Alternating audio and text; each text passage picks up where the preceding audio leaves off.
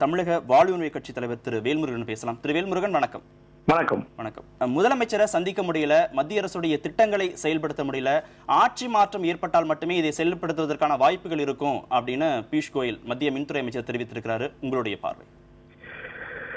தமிழ்நாட்டில் தேர்தல் அறிவிக்கப்பட்ட பிறகு இப்படிப்பட்ட கருத்துக்களை வயிற்றெரிச்சத்தில் பாரதிய ஜனதா கட்சியினுடைய வயிற்றெரிச்சலின் காரணமாக இது போன்ற கருத்துக்களை வெளியிடுவதாக நான் பார்க்கிறேன். காரணம், பாரதிய ஜனதாவின் தலைமையேற்றிருக்கிற இந்திய நாட்டின் பிரதமர் நம்முடைய நரேந்திர மோடி அவர்கள் மாண்புமிகு முதலமைச்சரை சந்தித்திருக்கிறார். அவருடைய கட்சியினுடைய அமைச்சர் பெருமக்கள் ஏற்கனவே சந்தித்திருக்கிறார்கள். சம்பந்தப்பட்ட துறையின் அமைச்சர்கள் தமிழ்நாட்டின் சம்பந்தமான உரிமைகளை கேட்டு மாண்புமிகு முதலமைச்சர் எழுதிய கடிதத்திற்கு எதிலும் அவருடைய துறையின் சார்பாக இதுவரையில் பதில் இல்லை. தமிழகம் மின் தட்டுப்பாட்டில் தவித்த போது உரிய ஏற்பாடுகளை செய்து தர வேண்டும் என்று கேட்டபோது அந்த துறையின் பதில் இல்லை. NLC மின்சாரத்தின் பெரும்பகுதியை தமிழ்நாட்டுக்கு தர வேண்டும் என்று முதலமைச்சர் வலியுறுத்திய போது அதற்கான பதில் இல்லை.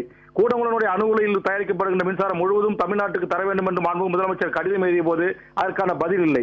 தொடர்ந்து இப்படி தமிழினத்துக்கு துரோகம் செய்த பாரதிய ஜனதா அரசின் அந்த துறை அமைச்சரை மாண்புமிகு முதலமைச்சர் சந்திக்கவில்லை என்று சொல்வது தற்போது தமிழ்நாட்டின் அரசியல் களத்தில் பாரதிய ஜனதா தனித்து விடப்பட்ட ஒரு கட்சியாக இருக்கிறது. அதனால் தனிமையில் வாடிக்கொண்டிருப்பவர்கள் தங்களுக்கு ஏற்பட்டிருக்கிற பதற்றத்தின் காரணமாக அரசியல் லாபத்திற்காக இது போன்ற கருத்துக்களை பாரதிய ஜனதா அமைச்சர்கள் வெளியிட்டு வருவதாகத்தான் நான் இதை பார்க்கிறேன். இதை நீங்கள் அரசியல் லாபம் என கருதுகிறீர்கள். இன்னொரு புறம் பாரதிய ஜனதாவை சேர்ந்த தமிழிசை சவுந்தரராஜன் என்ன சொல்லியிருக்கிறாங்க அப்படின்னா, மத்திய அரசு கொடுக்க முன்வந்த அந்த LED பல்பு திட்டத்தை நிறைவேற்ற நினைத்திருக்கும் அந்த வேளையில, ஆனால் தமிழக அரசு அதை புறக்கணித்து விட்டு அந்த டெண்டரை கூட சென்னை மாநகராட்சிக்கு கொடுத்ததா தமிழிசை சவுந்தரராஜனும் குறிப்பிட்டிருக்கிறாங்க. இந்த மாதிரியான ஒரு நிலைப்பாடுகளுக்கு என்ன காரணம்? நான் அதை முற்றுமுதலுமாக மறுக்கிறேன். தமிழிசை சவுந்தரராஜன் கூட தமிழ்நாட்டில் தற்போது அமைச்சர் பதவி இல்லை. அவர் அந்த மாநிலத்தினுடைய அரசியல் கட்சியினுடைய ஒரு தலைவர். அவரை முதலமைச்சர் அழைத்து பேசியிருக்கிறார்கள். உதாரணத்துக்கு என்னை போன்றவர்களை இந்த ஒரு மாதத்தில் 3 முறை முதலமைச்சரை சந்தித்திருக்கிறோம். ஆக அரசினுடைய நலத்திட்டம் சார்ந்த மக்களுடைய வாழ்வாதார பிரச்சனைகள் அரசினுடைய பிரதிநிதிகள் சந்தித்து பேசுவதற்கு வாய்ப்புகள் வழங்கப்படுகிறது. எண்ணற்ற தனிநபர்கள், எண்ணற்ற அரசு உயரதிகாரிகள் முதலமைச்சர் தினம் சந்தித்துக் கொண்டுதான் இருக்கிறார்கள். ஆக இவர்கள் இந்த கருத்தை தற்போது அரசியல் சுய லாபத்திற்காக, தேர்தல் பிரச்சாரத்திற்காக இது பயன்படுத்த வேண்டும் என்கிற அடிப்படையில் வெளியிடப்படுகின்ற கருத்தை தவிர இது வேறு உண்மை இல்லை. மாண்புமிகு தமிழக முதலமைச்சர் தங்களுடைய கொள்கை ஒரு பொது வெளியில குற்றச்சாட்டு வைக்கிறாங்க. மத்திய அமைச்சர் குற்றச்சாட்டு வைக்கிறாரு. மத்திய அமைச்சருக்கும் மாநில அமைச்சருக்கும் இடையே நடக்கக்கூடிய அந்த பேச்சுக்கள், அது கடிதம் தொடர்பான தகவல்கள் அல்ல, மத்திய அமைச்சர்களுக்கும் முதலமைச்சருக்கும் இருக்கக்கூடிய கடிதம் தொடர்பாக எல்லாமே ஆவணப்படுத்தப்பட்டிருக்கும், எல்லாமே ஆவணங்கள் இருக்கும்.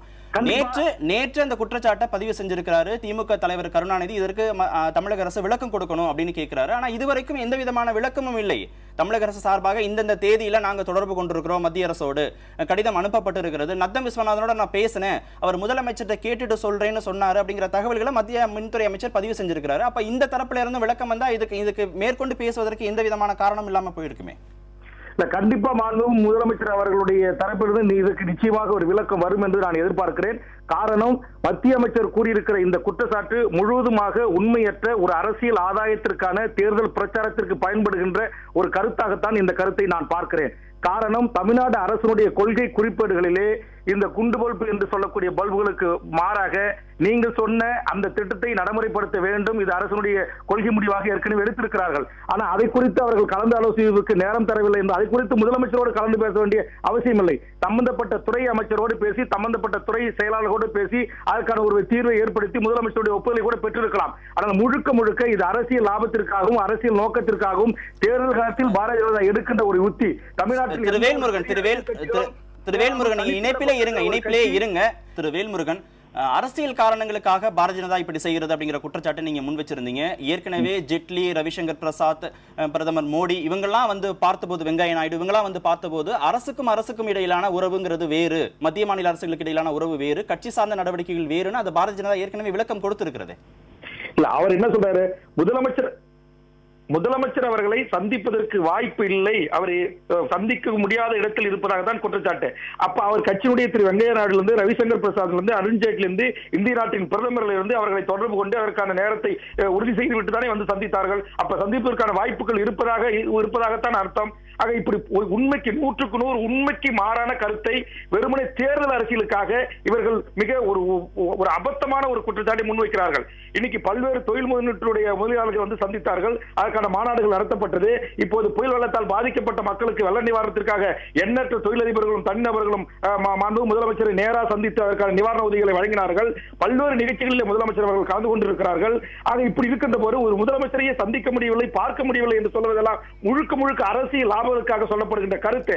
இணைப்பில் வந்து உங்களுடைய கருத்துக்களை பதிவு செய்ததுக்கு மிக்க நன்றி.